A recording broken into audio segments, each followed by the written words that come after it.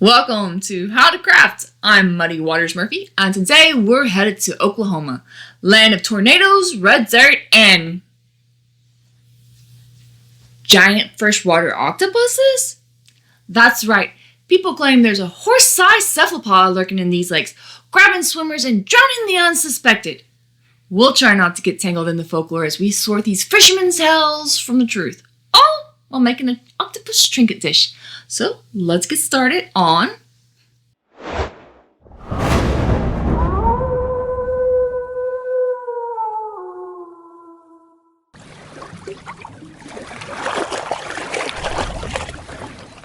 It's a beautiful hot summer day, and to beat the heat, you're swimming in the murky red waters of an Oklahoma lake.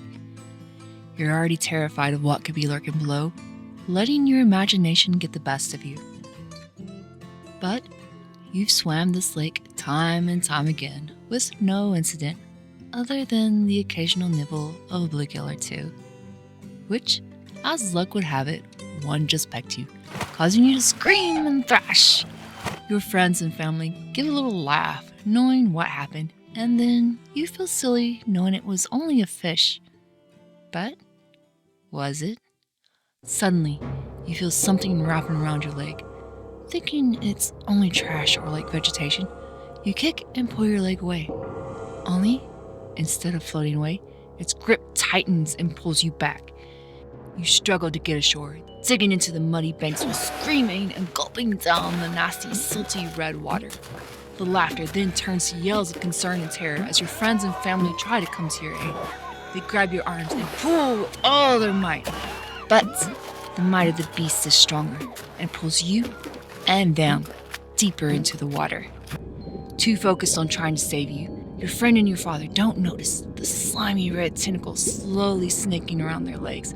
With a tightened grip and a sudden yank, the three of you are dragged kicking and flailing into the red waters, turned even brighter from the red of the blood of your loved ones. Lungs burning from holding your breath, you finally see what it is that has you as it brings you closer to its beaked mouth. You scream, your lungs fill with water, and right before it chomps down on you, you wake up. Gasping in a cold sweat, you laugh it off for letting that old TV show about that obscure cryptid get to you. Laying back down in your bed, you get excited for tomorrow, remembering you'll be spending your day with friends and family at Lake Thunderbird, a lake you've been to time and time again with no incident other than the occasional nibble of a bluegill or two. After all, the Oklahoma Octopus is just an obscure legend, right? It couldn't possibly be a real cryptid, could it? The Oklahoma Octopus, the cryptid there's a good chance you've never heard of. When looking for information on the creature from the red abyss, I didn't find a whole lot that hadn't already been regurgitated over and over, which in one way makes my life easier, but in another, I just don't want to be spewing out the same old thing that everyone else is, which is actually quite hard not to do in the world of the paranormal in the first place. However, I did find something by accident and thought, whoa, Nelly, I've cracked the case. Spoiler alert, I hadn't. But I did find something rarely mentioned about where the Oklahoma Octopus legends might have actually originated. But before we get to that, let's get to what we're dealing with. According to the lore, the Oklahoma Octopus is a giant, well, of course, octopus.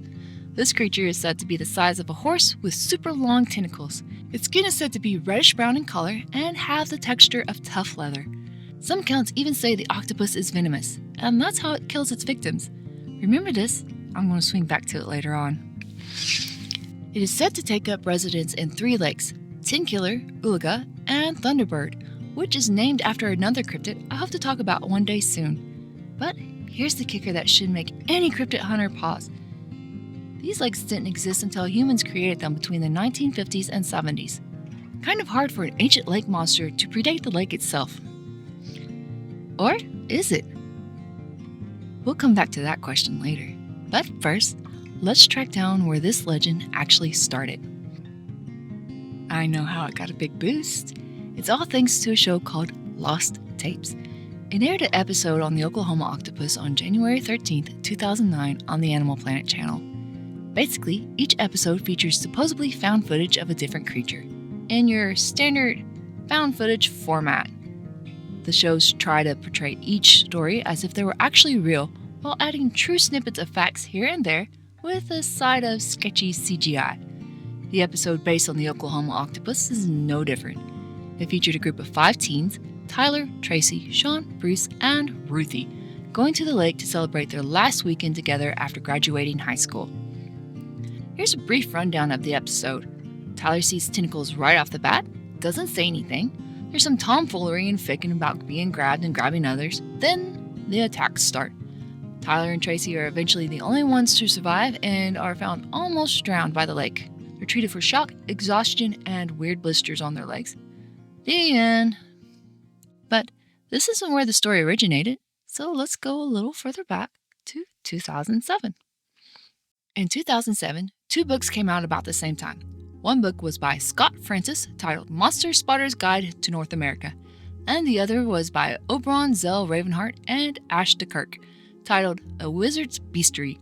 In each book, a brief description of the octopus was included, as described earlier, and in Scott Francis's book, he didn't even call it the Oklahoma Octopus. It was just the giant freshwater octopus.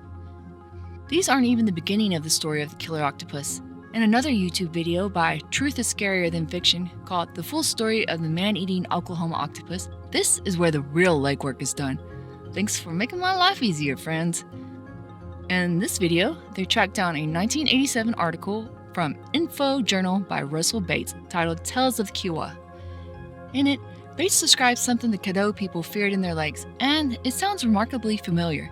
Here's an excerpt talking about the creature. The Caddo people camped near small lakes that sprang literally out of the sandstone cliffs, some 10 miles north of here. This would have been some 200 or more years ago. They would never let their women go for water without being accompanied by an armed man, because something lived in those lakes that would snare and drag a human deep underwater into the caverns carved by springs. What little I know of them is they are about the size of a horse, have several arms or tentacles, and very tiny eyes. Oddly, they are reddish-brown, look leathery, and make no sound at all, much like some kind of snail or slug that has no shell. So, this is a pretty good start to where the description begins about the creature. It has all the descriptors of the octopus, but never really calls it an octopus. There is, however, a newspaper article from Tulsa World in the Daily Oklahoma from June 1982 that talks about an actual octopus being caught by 2 young boys, though not in the lakes. But what if we're looking in the wrong place entirely? What if the real origin of the Oklahoma octopus goes even further back to the 1880s and started not as a creature, but as a metaphor? There are all kinds of newspapers in Oklahoma that talk about the octopus.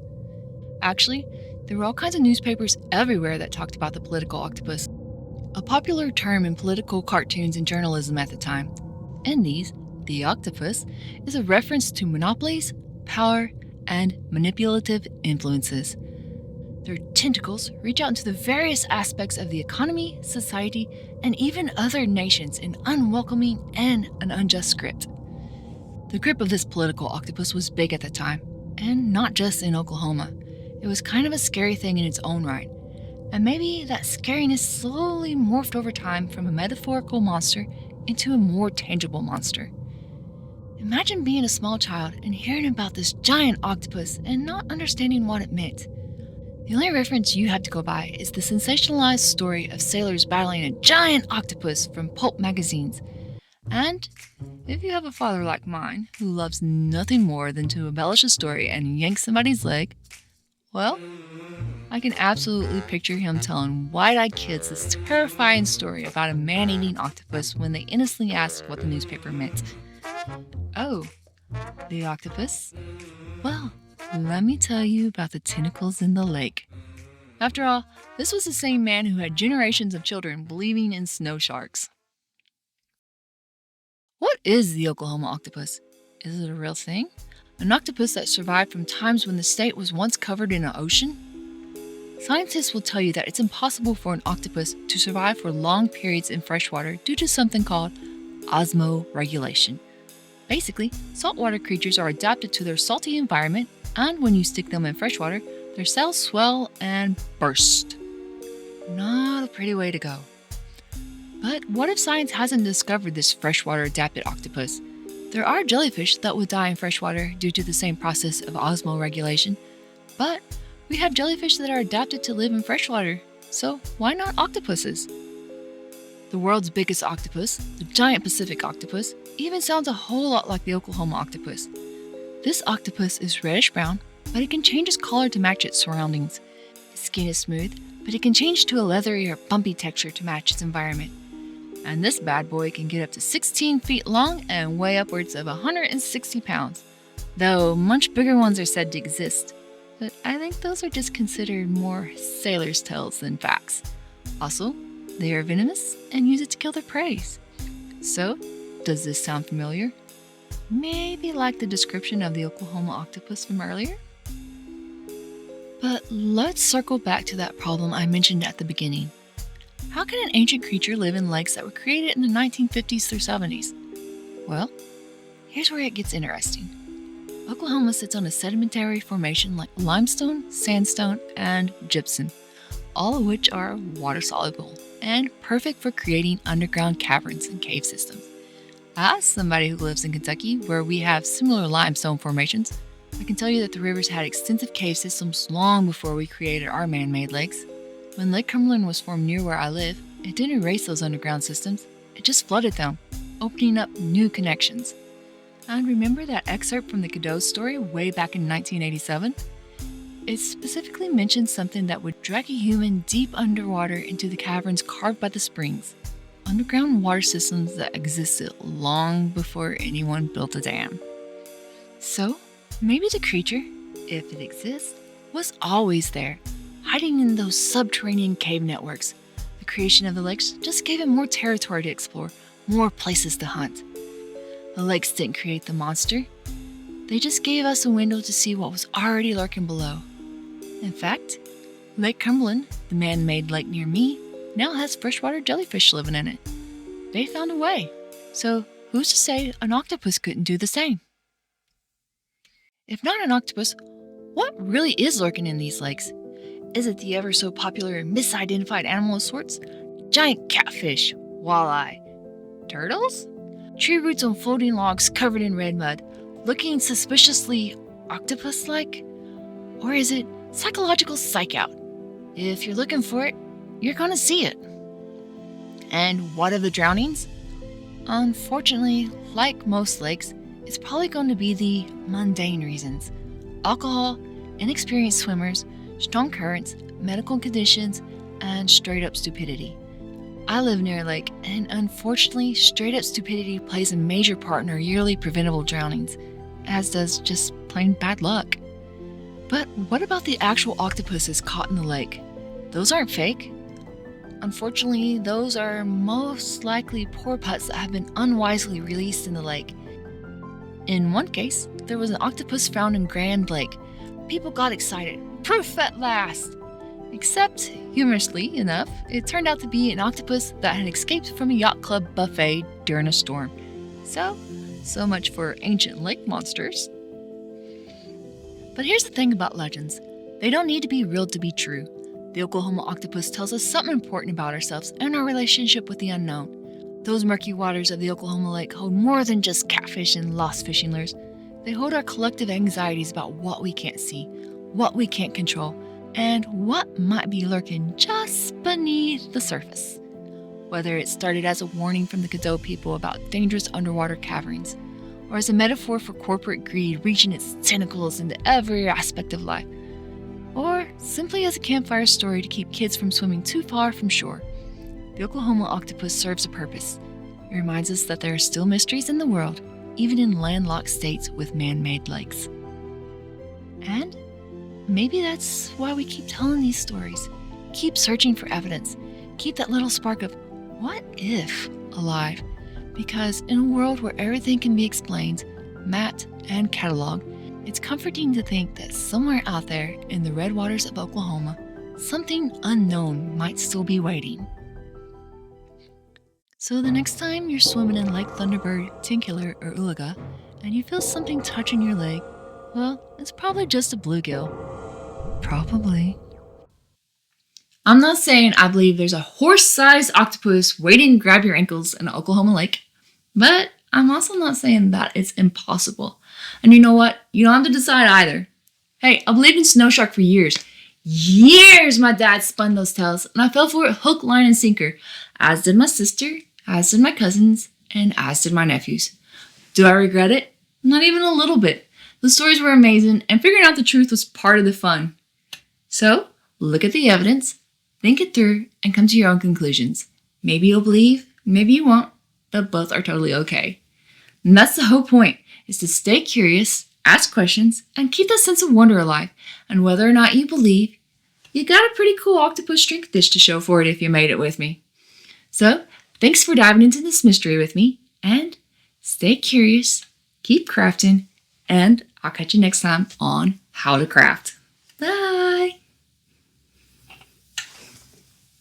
Do, do, do, do, do, do, do, do, do.